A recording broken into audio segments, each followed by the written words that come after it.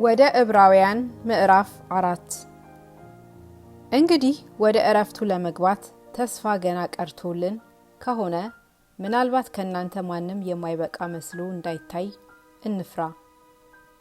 ለእነዚያ ደግሞ እንደተነገረ ለኛ የምስራች ተሰብኮልናልና፣ ዳሩ ግን የሰሙት ቃል ከሰሚዎቹ ጋር በእምነት ስላልተዋሃደ አልጠቀማቸውም።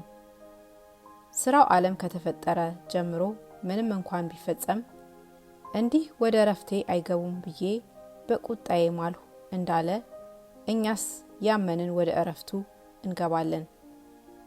ስለ ሰባተኛው ቀን በአንድ ስፍራ እግዚአብሔርም በሰባተኛው ቀን ከስራው ሁሉ አረፈ ብሏልና፣ በዚህ ስፍራም ደግሞ ወደ ዕረፍቴ አይገቡም። እንግዲህ አንዳንዶች በዚያ እንዲገቡ ስለቀሩ ቀድሞም የምስራች የተሰበከላቸው ባለመታዘዝ ጠንቅ ስላልገቡ ዛሬ ድምጹን ብትሰሙት ልባችሁን እልከኛ አታድርጉ። በፊት እንደተባለ ይህን ከሚያህል ዘመን በኋላ በዳዊት ሲናገር ዛሬ ብሎ አንድ ቀን እንደገና ይቀጥራል። ኢያሱ አሳርፏቸው ኑሮ ቢሆንስ ከዚያ በኋላ ስለሌላ ቀን ባልተናገረ ነበር። እንግዲያስ የሰንበት ዕረፍት ለእግዚአብሔር ሕዝብ ቀርቶላቸዋል። ወደ ዕረፍቱ የገባ እግዚአብሔር ከስራው እንዳረፈ እርሱ ደግሞ ከስራው አርፏልና። እንግዲህ እንደዚያ እንደ አለመታዘዝ ምሳሌ ማንም እንዳይወድቅ ወደዚያ ዕረፍት ለመግባት እንትጋ።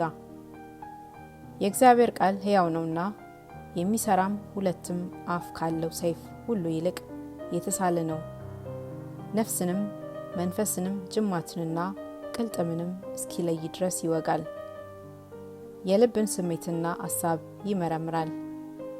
እኛን በሚቆጣጠር በእርሱ ዓይኖቹ ፊት ሁሉ ነገር የተራቆተና የተገለጠ ነው እንጂ በእርሱ ፊት የተሰወረ ፍጥረት የለም።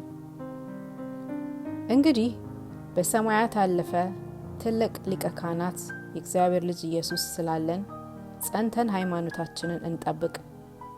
ከኃጢአት በቀር በነገር ሁሉ እንደኛ የተፈተነ ነው እንጂ በድካማችን ሊራራልን የማይችል ሊቀ ካህናት የለንም።